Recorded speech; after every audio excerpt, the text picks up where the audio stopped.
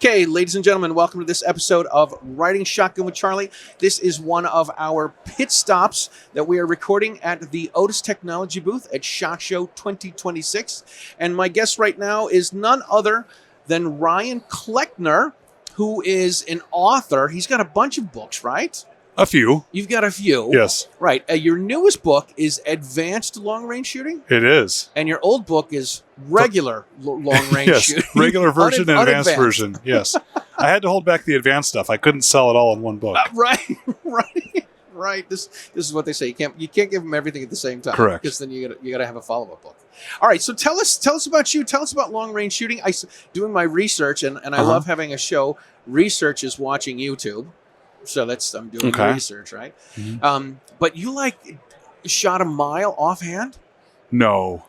1,000 yards. 1,000 yards. Let's not overdo it. It's only a half a mile. So the most amazing thing about that shot was that a camera crew was there, because nobody would believe me otherwise. Yeah, this is right. You have to have evidence that this happened. Yeah, and the hardest part about the shot was setting the rifle down and pretending like I meant to do it.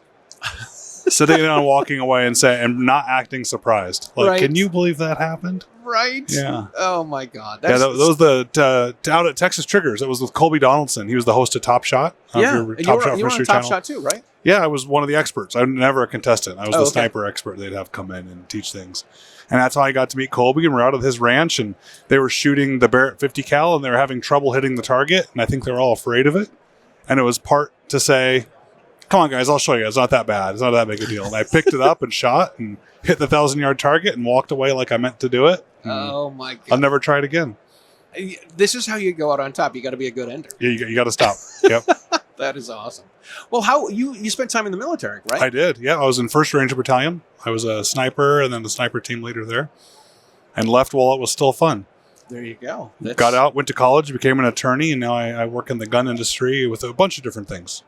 I own and run GunUniversity.com. I have FFL Safe as a software for FFLs for the brown books.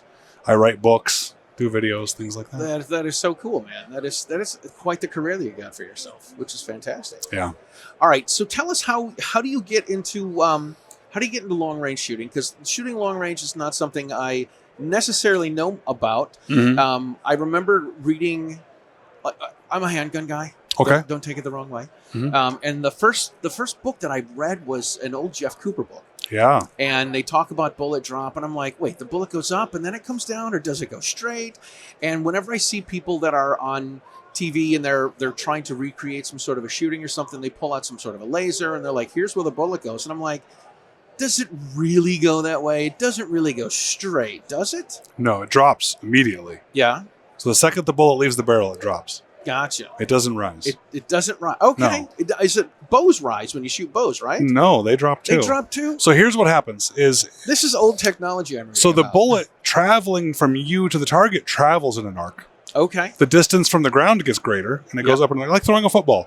Okay. If I throw a football to you downrange, I want to throw it in an arc up high, and it's going to drop into you. That's true. Okay. But if I had that laser pointer pointing out of the barrel, the second the bullet leaves, the laser pointer would be back at the butt of the bullet, but it's going to immediately start dropping off of that path, which is what makes the arc happen. Gotcha. So I like to use this line, gravity's not just a good idea, it's the law.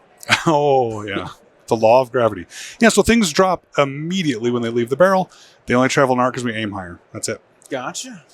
If the barrel was angled up somehow, or if the bullet went up, right. I don't know how the bullet would know which way was up of the barrel. This is what then if you turned the gun sideways, the bullet should shoot the other way, but it doesn't. It doesn't. Correct. Because it's science. Right. That's awesome. All right. So how do you decide to write a book about long range shooting?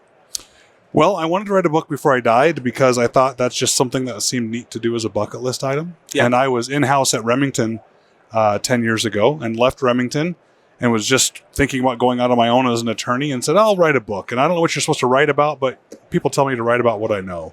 And at that time, I had filmed maybe 10 or so YouTube videos for the NSSF when I worked there. And those videos became popular, I think, because I was breaking complicated stuff down simply. And I thought, well, why don't I do that? People like long-range shooting. They like the whole sniper lore things. But what I think everyone else was doing wrong is they made it complicated.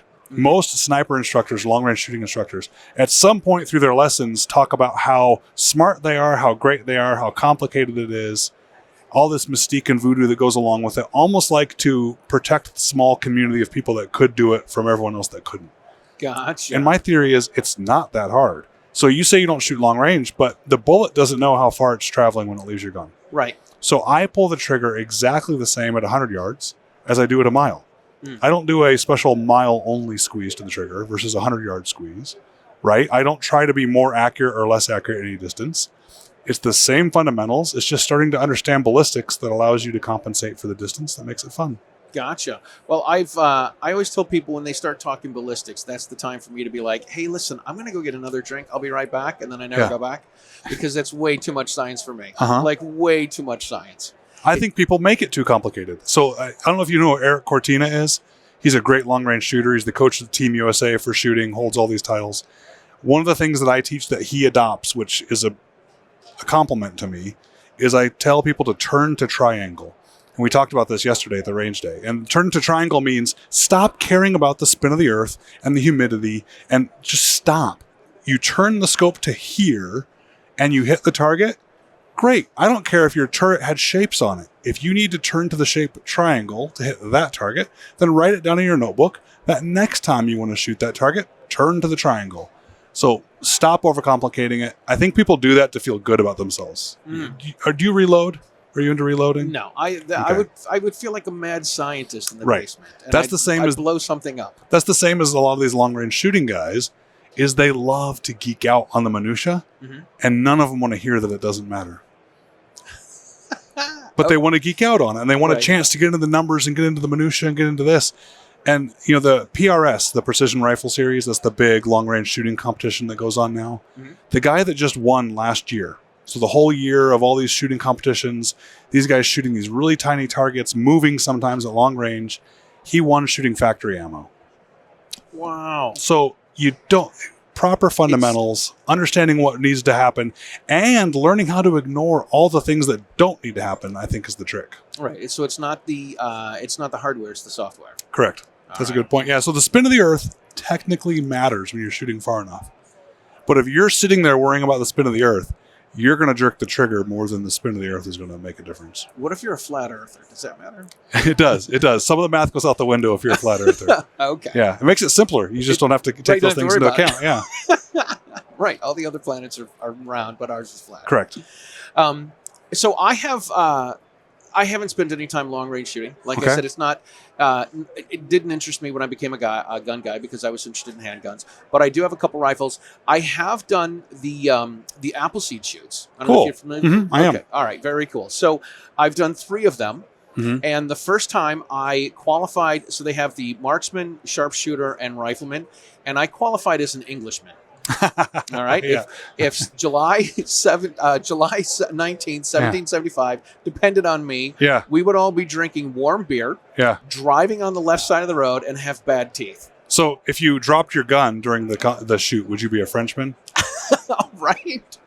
If you like the French, raise one hand. If you are French, raise both hands. I like that. Yeah. So one of the things that I struggled with the first time I did the Appleseed, I used an AR-1522, a Smith & Wesson 1522, and I had a ridiculous sling. I had just like a carry shotgun sling because I didn't know anything about slings. So the second time I did it, I got one of the USGI slings that they suggest you get. So I got one of those, and I still struggled with it. The third time I did it, I ended up putting the sling on my Ruger 1022, and I used that. And the thing that I fought with after that was the natural point of aim. Okay. And I'm like, this natural point of aim is nonsense. And then I found myself my elbow's here, my hand's here, the gun's over here, it's up here, it's back here. This hand's out forward, this one's back close, it's in the middle. And I'm like, I can't find anything that feels comfortable. And if I find something that feels comfortable, I can't re-find it. So how can I fix this? Don't fix it. Oh, great. Well, how am I supposed to get the patch? So I have some unorthodox views. I think they work, though, and I never picked up as a sniper, but I picked up when I was teaching people to see things. I'm going to overstate it. I don't care how you hold the rifle if you hit the target safely. That makes sense. So if you do it standing on your head and you do it better than I can do it in the prone, then why would I stop you? Right. Okay. So whatever works for you is what works for you. Also, the type of shooting I like to do is either tactical shooting from the sniper world or hunting. In those two worlds, the target decides when and where it's time to get shot. So when people ask me, well, where are your breath? Do you let out half of your breath or all? You hold your breath? Or when is it time to shoot? When the target decides it's time to shoot. I never shout out, hold on,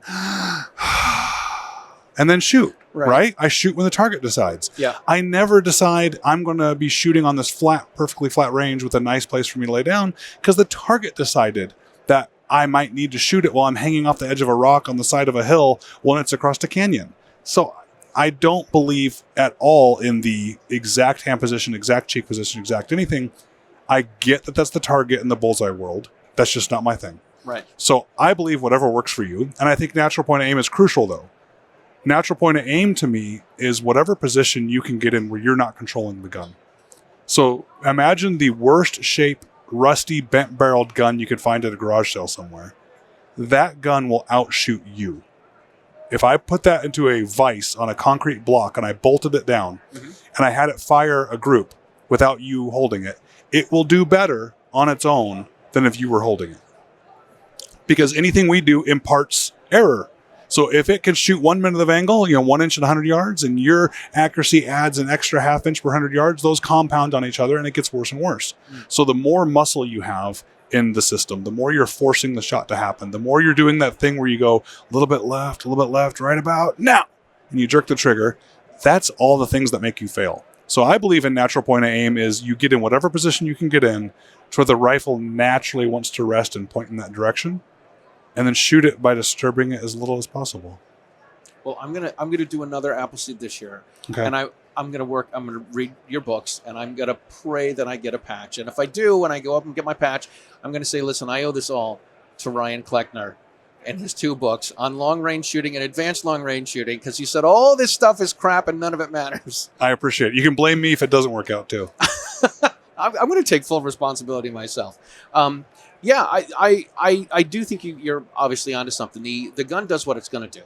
And when everyone says, well, you should do this, you should do that, it's this, I'm like, dude, you press the trigger, the gun's going to go bang. That's what it's supposed to do, and that's what it does. Correct. Orient it in the right direction, and then fire it without disturbing that orientation. That's the secret. That's it. And this is 2 books worth of the books are about 1.5 inches thick, right? Oh, there's a lot in there. There really is. There is. I slay some golden calves in here. So people that do reload and do load development, I go through in here and say why it's all BS. And I explain with the data why it's BS. Awesome. I explain things like focusing on the reticle and a little bit of the natural point of aim and how to not overcomplicate things. Gotcha. Well, I'm looking forward to reading it. Where can people find the book, Ryan? They can find it on Amazon, and they can learn more about me and all the projects I have going on at ryancleckner.com. All right, very cool. We're going to put some links in the show notes for this. Thank you very much for being on the show. If you have made it this far in the show, you should share with your friends, because this is how we get the Stagecoach across America. We want to thank Otis Technologies for letting us using the booth, and we will talk to you guys next time. Thanks a lot.